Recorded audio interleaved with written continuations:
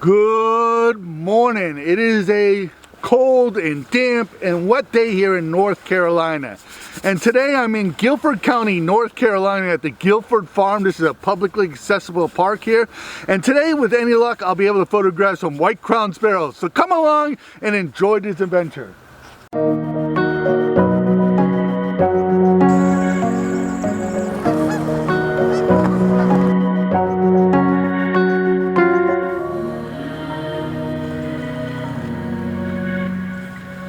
Well, as you can see behind me, it is extremely foggy today. I'm having a tough time seeing any birds at all, and I think they're going to be they're going to start becoming active later in the day. Usually when it's foggy like this really kind of keeps birds down. They don't do a lot of moving around because they simply can't see very well, and they're not going to have a lot of opportunities for hunting because they can't see very well. So a lot of times birds will just stay low, so that's going to negatively affect me. I think also too, this moisture in the air, it is the end of December right now, and even though it's about 45 degrees right now here, it feels, with this coldness, it feels like it's in the mid-30s, so that's going to affect the birds' activity. But I'm really hoping I get to be able to see it. Now, like I said before, these are vagrants. These are birds that are normally of the western part of the United States that have gotten lost coming this way here. Now, this year here is an unusual year. Here in Guilford County, we usually see a couple of White Crown Sparrows, maybe a half a dozen of them. But today, here in North Carolina, I have counted, before Christmas, I counted over 20 of them. So I'm really hoping that I can see some White Crowns. There's some kind of eruption or a whole flock of them got lost and they're spending their time here, which I'm really excited about. This is something that is very unusual. Usually, when I come out here, you'll see one in a week of coming out here, hardcore birding. So I'm very excited about this. Now, these birds have been coming to this road here and hunting and picking up rocks for their gizzards.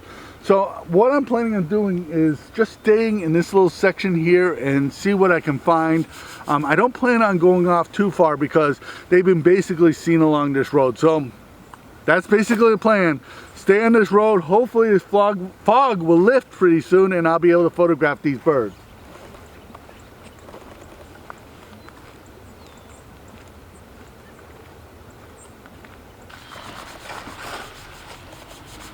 Well, I am really hoping this is the area that I'm going to stay in.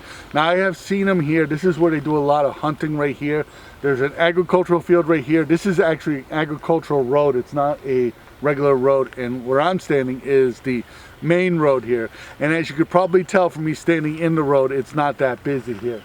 My goal is I'm going to set up on this side of the road here. That is east, so that's where the sun is already risen. Or the planet has rotated so the sun will beam on us, and I'm going to hopefully be able to be here. Now, the one reason why I've chosen this spot here is because the light's going to be a lot softer here, a lot longer. I have these trees here that are going to act like shade and keep this area have much softer light from my birds, and that's what I want to do. Is I have a real idea of what I want to get. I'm going to have to get lower to the ground, so I'm going to be sitting on the other side of the road here. I'm low to the ground and try to get a picture at eye level, and we'll see how it goes. I'm just worried about sitting on the ground with this ground being so wet and me being so cold, but my goal is to simply sit here and wait for the birds to come here.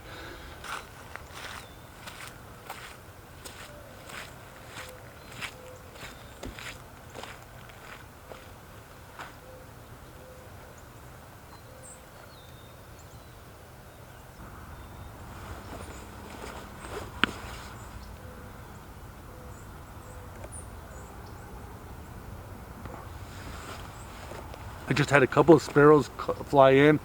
I really expect the White Crown Sparrows to be with other sparrows. These two sparrows are song sparrows.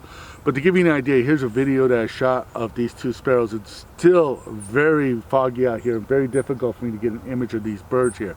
Now, my settings I want to talk about, and I hate talking about settings because there's never a fixed situation where you can always set your camera to XYZ settings. So I'm shooting at ISO 10,000. I have the aperture open to 6.3, shooting at 600 millimeter, and I'm getting a shutter speed of 1/800th of a second. That's a little bit slower than I want to be shooting, but I really feel as the sun rises, as this fog starts burning off, because when I first came down here, I couldn't see my car at all, and now I can see it better. I can't see it very well, but it's there. So that means to me the fog is starting to burn off. The birds are starting to get really active. Like I said, just had those 2 sparrows come in. So I really expect these birds to come in, but I want to be prepared if these birds come in, these white crown sparrows come in with this fog here. So that's the reason why I have my ISO up so high. As the sun rises, as the fog burns off, I am definitely going to be lowering my ISO. So now my thing is I just have to be patient and wait for these birds to show up.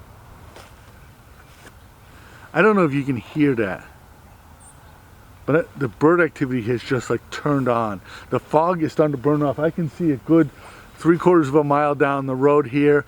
It is really starting to get some activity starting to get in. I've had a few birds come through here, but I figure they're starting to get active. They're gonna have to start hunting pretty soon. So I really feel positive that any moment now these birds will show up.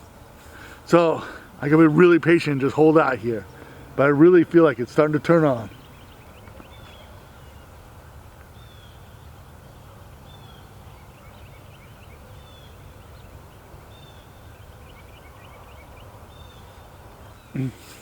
You know, sometimes when you drive by or you just walk by, you don't realize why the birds are coming to one situation.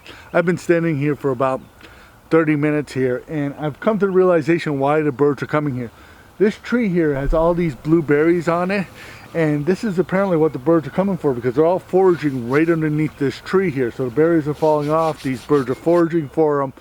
And it's important to know why animals are coming to one location, because if you go back there to see these birds here and this food source was suddenly to be eaten up, they're not going to come back here to feed. So it's important to know why these birds are coming here. And this tree has lots and lots of berries on it, so I think we're going to have some good luck today.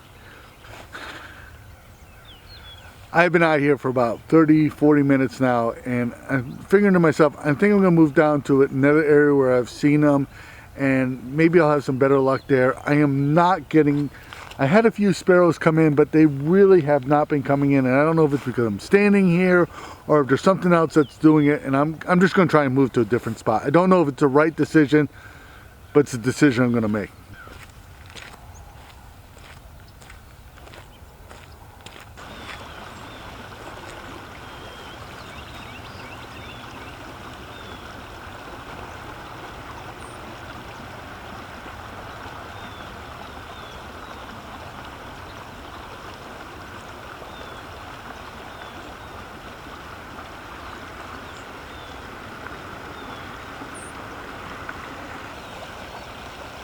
I just had a white crown sparrow come in with a bunch of other sparrows here. Now I walked down the road about 100 yards here, and there's this brook that goes underneath this this road here. So this is where they seem to be hanging out. I've been seeing a lot of sparrows here, so I'm really hoping that if I hang out here, I'll be able to see them. Now it is getting later in the day. A lot of people are driving up in this road, up and down this road going to work, so that might affect my ability to see it. But I still was able to photograph this juvenile white crown sparrow, and here are the photos.